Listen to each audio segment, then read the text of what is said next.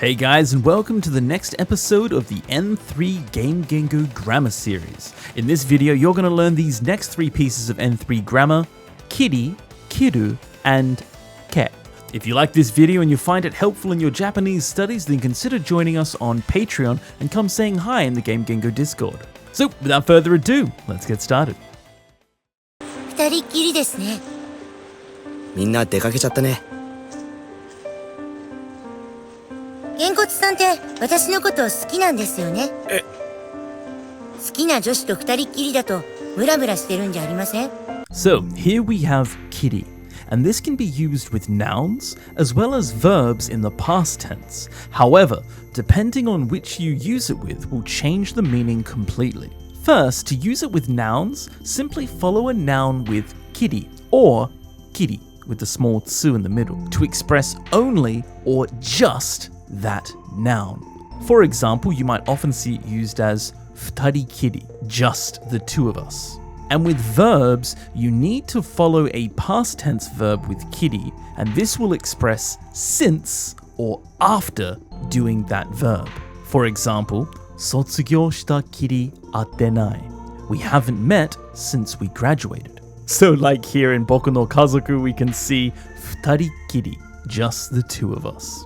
So as you can see quite clearly, these two are alone together, and this is what this kiri here expresses.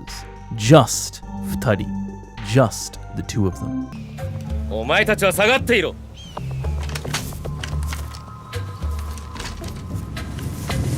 二人っきりだ。邪魔する者はいない。ここにいるのは危険。町に戻ってください。でも女王様がこんな雪山で一人きりなんて何かあったんじゃないの？で、君の夫がどうしたって？夫の北条健三が3週間前会社に出かけたきり行方不明なの。そんな状況があった上で三越場は殺され、今澤先生は空き巣に入られたと言ったっきり連絡がつかない。 And so very similar to just the two of you, we can see it used with just you alone, hitorikiri. Here in Policenaughts, we see it used after the past tense of a verb, dekaketa kiri, so after or since leaving his company. And then here we can see in Lost Judgement, itakiri, since he said that he was burglarized, we haven't been in contact. So, as we can see quite simply, kiri is usually used to mean only or just, like just the two of us, but it can also be used in a way that's like since or after doing an action, like 卒業したきり, since we graduated. ここは私が守りきる。ライト、エイコ、そしてセーラ姫。 This next piece of grammar, kiru, is used after verbs in the must stem to express doing that verb completely to the end. So like doing it to completion. So like for example, yomu, to read, yomi kita, means you have completely finished reading. So we can see the must stem, yomi, and then followed by kiru, or here, kita in the past tense, to completely finish doing that action. And so this verb kiru has a lot of different meanings. Generally, it's used to kind of cut something. However, in this situation, it's used to say to completely do that action, when it comes after the must stem of a verb. So like here in World of Final Fantasy, mamori kiru, to completely protect. So mamoru would be to protect, but mamori kiru has this feeling of to completely protect. It's a very strong protection, to completely do that action. なんとか渡りきったね。はあ、寿命縮んだぜ。君がメリル、男になりきるには無理があるな。どういう意味？ここは男子禁制よ。君がこんなに女らしいとは思わなかった。心配なの？分かりきったことだ。少年は受け取ろうと身じろぎしたが、弱りきった体では食料を受け取ることすらできない。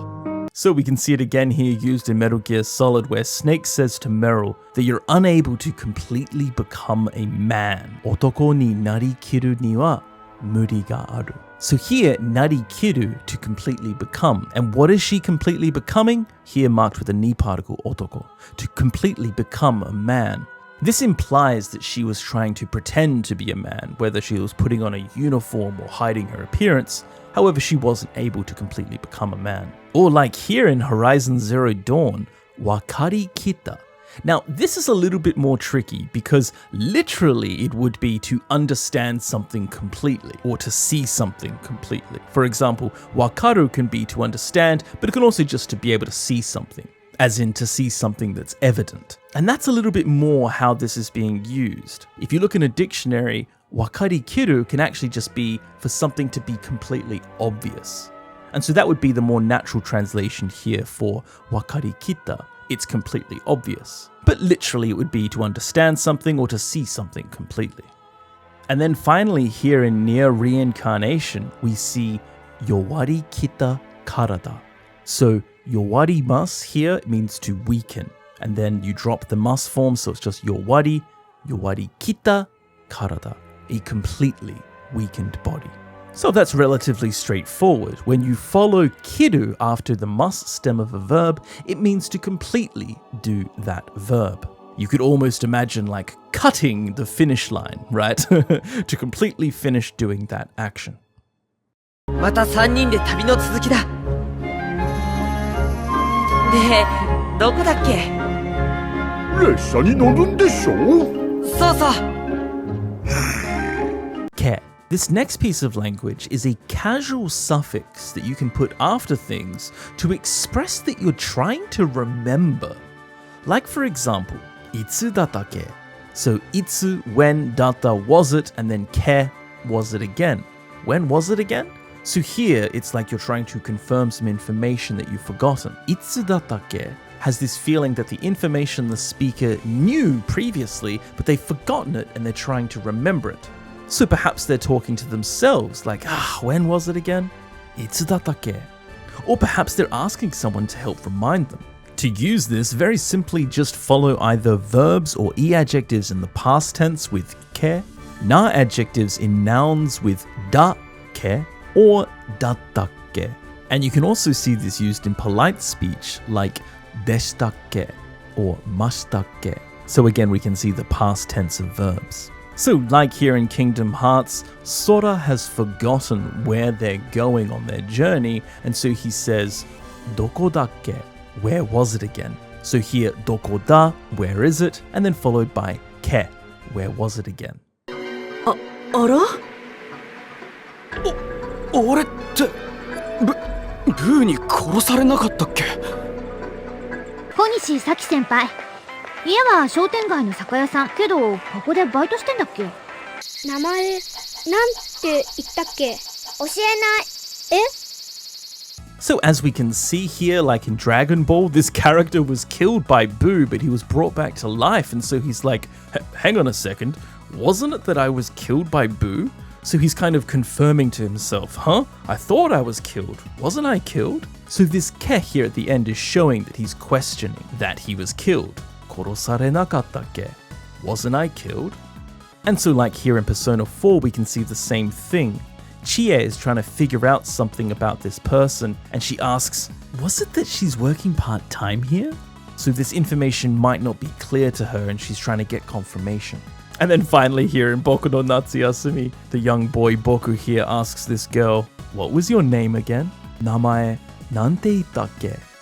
And the little girl replies with, not telling, oshienai. So as you can see, this is an incredibly useful piece of grammar that you can use to kind of show that you once knew a piece of information, but maybe you've forgotten it, maybe you've misplaced it somewhere in your head, and you're just wanting to kind of find it again. So maybe you ask someone, what was it again? Where are we going again? What time is it again? Or maybe you're simply talking to yourself, trying to help yourself remember. Just remember that you simply end a sentence with ke to show that you're trying to find that information. So hopefully you guys found this video helpful in learning these pieces of N3 grammar. If you like this video, consider leaving a like, comment. And if you really love this video and you want to help support the channel and help get more of these videos out for you guys, then consider joining us on Patreon and come say hi to us on the Game Gengo Discord community. I'm always hanging around to chat, so anytime you want, feel free to come say hi. You can ask questions or just simply hang out, make friends. It's a very relaxed, chill community. So thanks so much guys for watching, and as always, I'll see you all again in the next video. See ya.